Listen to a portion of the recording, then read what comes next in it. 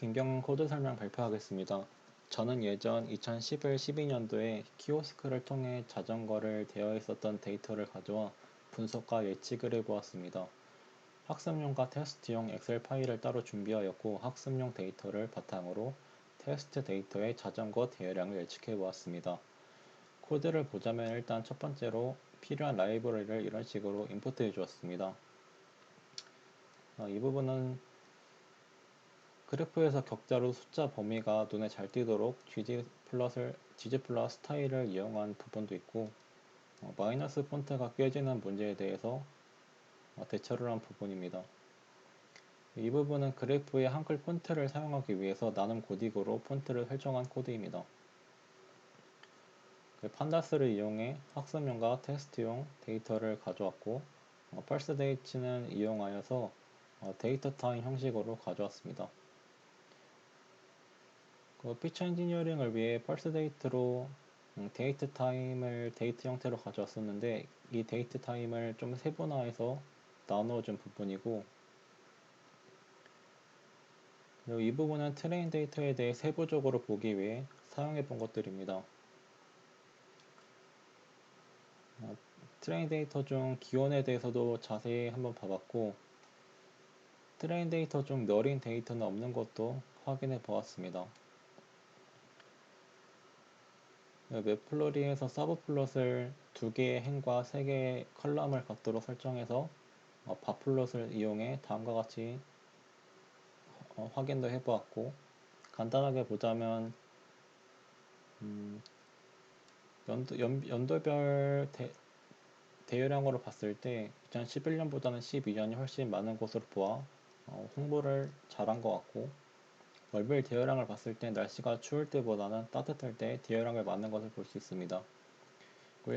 일별 대여량은 19일까지만 있기 때문에 피처 데이터로 사용하기엔 좀 어려울 것 같습니다. 시간별 대여량은 출퇴근 시간에 많이 대여한 것으로 보입니다. 분과 초는 다 0으로 기록되어 있기 때문에 사용할 수가 없는 데이터입니다. 이것도 같은 형식으로 이것은 밥플롯을 이용해 다음과 같이 데이터도 확인해 보았고, 그 다음은 요일별로 나누어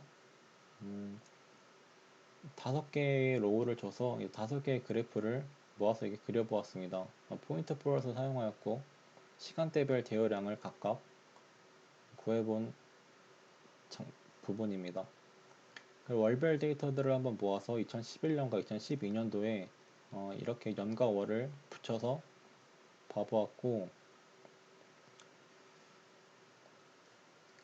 전체적으로 봤을 때는 계속 늘어나는 추세인 것도 확인해 보았습니다. 그 다음으로 아웃라이어 데이터들을 좀 제거해 보려고 했습니다. 대여량 0에 많이 몰려 있었기 때문에 0에 몰려 있는 데이터와 너무 끝에 있는 데이터들을 좀 제거를 하고 이렇게 확인도 해 보았습니다.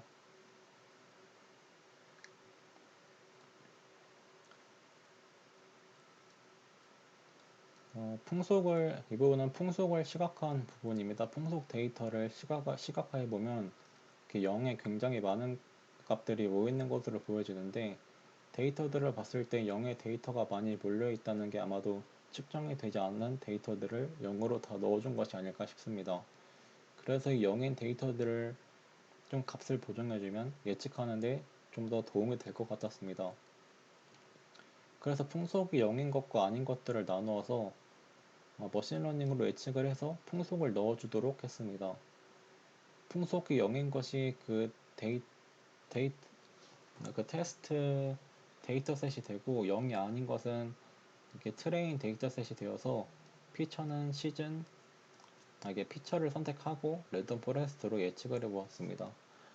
피처는 시즌, 웨더, 휴미디티, 먼스, 텀프, 이어, 어템프를 선택했고 데이터 타입도 이렇게 스트링으로 바꿔 주었습니다. 그리고 랜덤 포레스트 분류기를 사용하여 값을 예측하고 예측한 값을 다시 풍속에 넣어주는 부분입니다. 랜덤 포레스트로 0인 값들을 예측을 해서 넣어줬더니 0인 데이터들이 다 예측된 값들로 넣어줘서 이제 0인 데이터가 사라진 걸 볼 수 있습니다. 그리고 그래프를 그릴 때 stic 항목에 로테이션 30을 해가지고 이렇게 글씨가 겹쳐 보이지 않도록 기울게 만들어 주었습니다. 이제 대여량 예측을 위해 피처를 선택해 보도록 하겠습니다. 피처를 선택할 때는 신호와 잡음을 구분을 해야 되는데 무작정 많다고 좋은 성능을 내는 것이 아니기 때문에 적당하게 선택해 보겠습니다. 저는 여기에서 범주형 피처만 구분해서 카테고리 타입으로 바꿔주었습니다. 그리고 피처를 선택해 주었고 이제 트레인 데이터에서 선택해준 피처로 새로운 행렬을 만듭니다.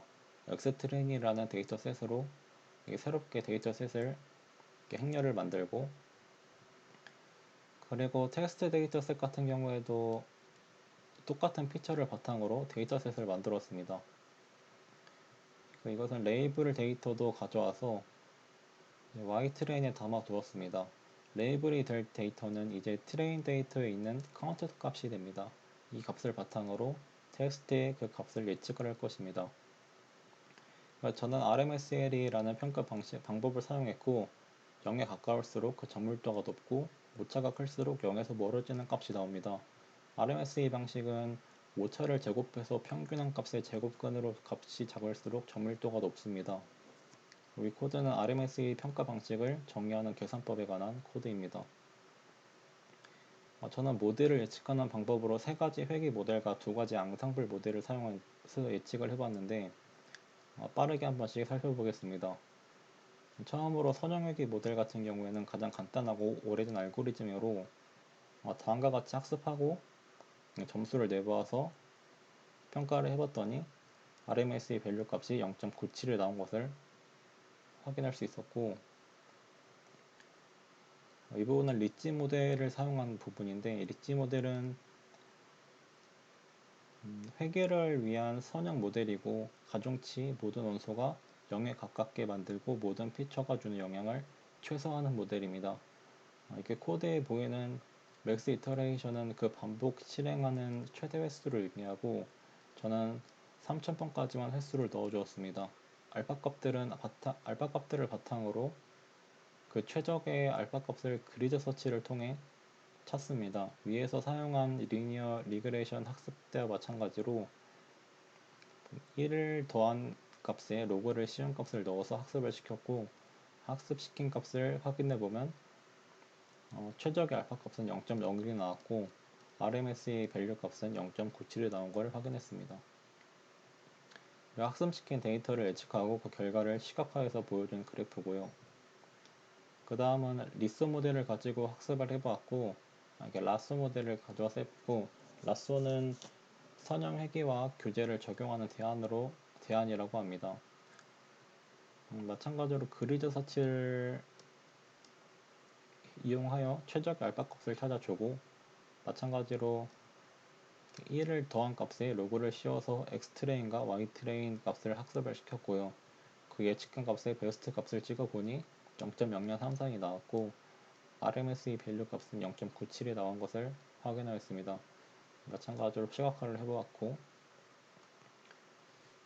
그 다음 앙상블 모델인 랜덤 포레스트 모델을 이용하여 예측을 해보았습니다.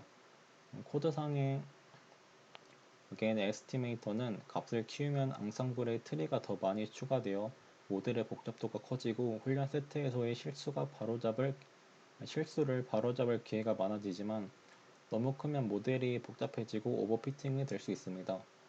즉 값을 좀 더 높이면 더 좋은 성능을 내지만 값을 높일수록 예측을 하는데 시간이 오래 걸리므로 저는 100을 넣어서 해보았습니다. 학습을 시키고 예측을 하고 RMSE 평가 방식으로 스코어를 계산하였더니 0.10의 값이 나온 것을 볼 수 있었습니다. 마지막으로 그라디언트 부스트 모델인데 이것은 여러 개의 결정들을 묶어 강력한 모델을 만드는 것입니다. 메모리를 적게 사용하여 예측이 빠르고 마찬가지로 학습을 시키고 예측을 하고 스코어를 보았더니 RMS의 밸류 값은 0.2의 스코어를 얻을 수 있었습니다. 그리고 랜덤 포레스트와 그라디언트 부스트 모델을 이용하여 예측한 것을 시각화하여 보는 것으로 마무리하였습니다. 감사합니다.